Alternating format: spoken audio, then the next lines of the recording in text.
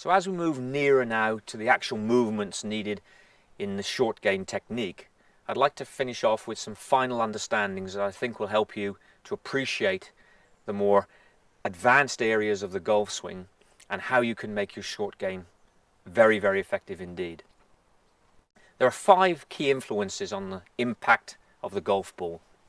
That is the path of the club, the angle of descent, the angle of attack of the club face position, speed that the club is travelling at, and the centeredness of the strike. Now those are obviously going to be much more visible in the long game, particularly for example in your driving, where you'll immediately see the outcome of the shot in terms of direction and distance. In the short game they are just as influential, and they make an enormous difference to the outcome of your shot. The difference in the short game is when you see a ball roll up to 10 feet or roll up to 2 feet. And that outcome may not look so obvious, but it's going to make a very, very big difference to your scoring. And that's what this lesson is all about, improving your scoring in short game terms. So I want to deal with some of those influences right now. And they really, I term them in terms of the arc of the swing, the plane or angle of the swing, the angle of attack of the swing, the descent, and then we'll talk a little bit about 1 or 2 other areas of the swing movement that are associated with those. So let me start off explaining to you a little bit of a misconception with many players in golf. They believe that much of the short game is based on a straight line swing, and they go about trying to control the club itself by moving their hands and arms and swinging the club in relatively a straight line. That's incorrect. As with all golf swings, because we stand to the side of the ball and the ball is below us, the club travels on an inside path. It comes inside. And it also is describing an angle from both this viewpoint and also from this one. So from this angle, if I deal with this first, this is what I will refer to as the arc of the swing. Almost we could call it the circle of the swing. And there's 2 areas we need to be aware of. That's the circle or arc of the swing of the club head and that of the hands. Obviously what we do here with our hands influences what's going on at the other end of the club. But that influence is not only in terms of how wide we swing our arc, in other words, here's a wide swing, here's a narrow one, but also in terms of how we use our hand and wrist action. So they're quite significant influences. And what we're trying to achieve within that arc is a circle, basically, as in most golf shots, that will be fractionally wider back than it is down. So what we tend to see with golfers is the backswing tends to be a little wider in the arc, wider in the circle, the downswing slightly narrower.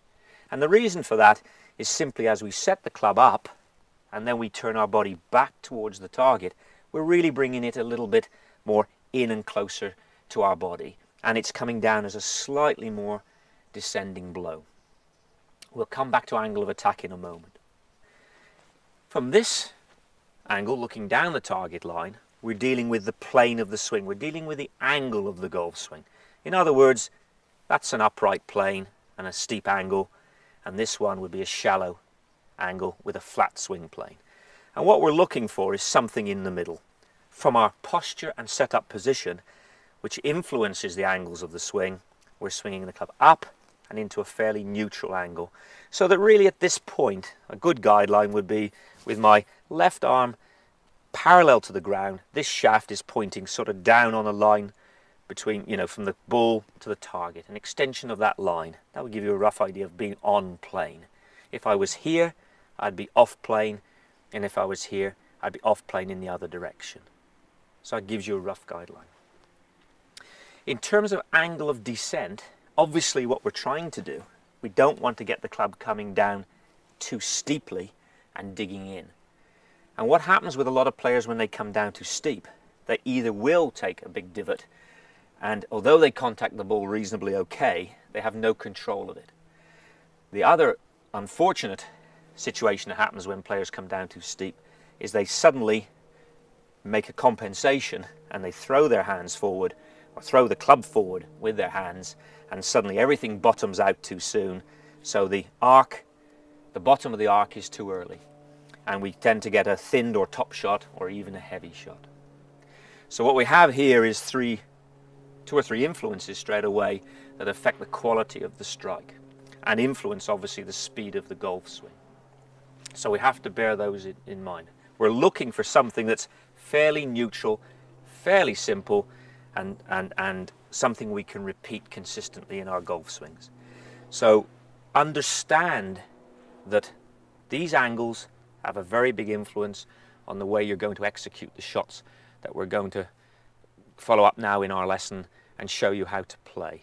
So that's arc, circle, plane is the sideways angle.